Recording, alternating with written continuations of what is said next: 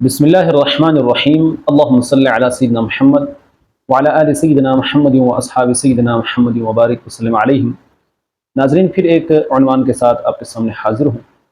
آج کا میرا عنوان سورۃ المائدہ کی آیت نمبر 100 کے تعلق سے ہے کہ جس میں اللہ سبحانہ و تعالی نے برائی کو اور اچھائی کو الگ الگ بیان فرمایا،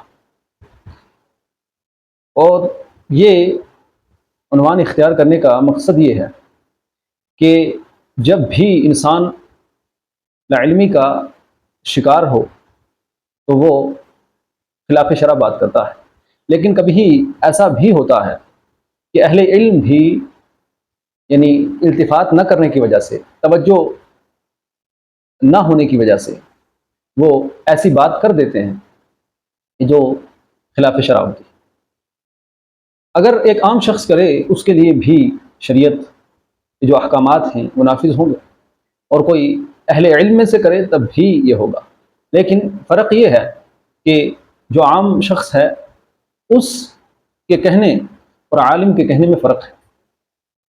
عالم کے کہنے میں بلا شبہ اس کی تعویل و توجیہ کا زیادہ احتمال ہوتا ہے، لیکن اگر اہل علم کوئی بات کہ جو خلاف شرع ہے کہہ دیں تو ویسے ہی کہ جیسے تعویل کا احتمال ہوتا ہے ویسے ہی ان کی وہ بات دوسروں کے لیے ایک نمونے کے طور پر ثابت ہوتی ہے۔ نمونے کے طور پر یوں کہ اگر کوئی بڑا شخص اہل علم میں سے کوئی عالم ہے، مفتی ہے، کوئی امام صاحب ہیں، تو جب وہ بات کرتے ہیں تو لوگ اس کو زیادہ اہمیت دیتے ہیں دین کے معاملے میں کہ فلاں عالم صاحب نے یہ بات کی۔ تو اس لیے ناظرین، کوئی بھی مسئلہ ہو تو اسے واضح طور پر اور احتیاط کرتے ہوئے یعنی حدود شرع کا پاس رکھتے ہوئے بات کرنی چاہیے، کہ کہیں ایسا نہ ہو کہ آپ کا جملہ دوسروں کے لیے دلیل بن جائے۔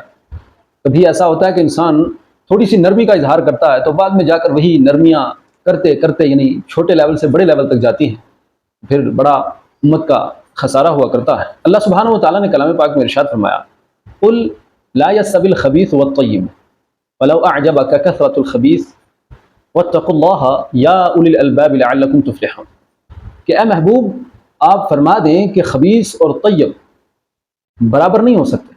تو کوئی اگر یعنی کسی کو راضی کرنے کے لیے یا بھائی چارہ دکھاتے ہوئے ایسا جملہ کہہ دے تو ایسے جملوں سے پرہیز کرنی چاہیے، وہی جملے کہنے چاہیے کہ جو شرع کی نظر میں معیوب نہ ہو۔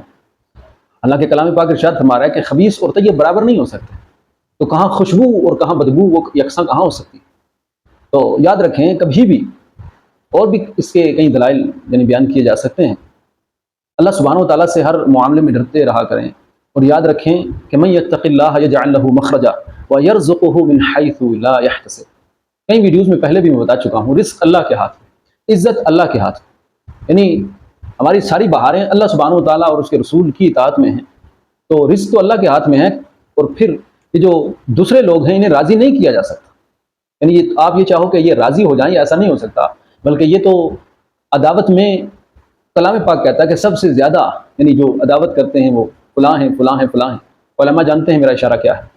تو راضی کرنے کے چکروں میں کہیں ایسا نہ ہو کہ آپ خود ہی اللہ سبحانہ و تعالیٰ کی بارگاہ میں پکڑ کے مستحق ہو جائیں۔ تو اس لیے جب کوئی اہل علم کسی مسئلے کو بیان کرتا ہے تو وضاحت کے ساتھ بیان کرے، اور پھر خفا نہ ہوا جائے بلکہ اصلاح کو قبول کیا جائے۔ اللہ سبحانہ و تعالیٰ سے دعا ہے کہ اللہ ہمیں حق بولنے، حق سننے اور اس پر عمل خیر کی توفیق عطا فرمائے۔ والسلام علیکم ورحمۃ اللہ وبرکاتہ۔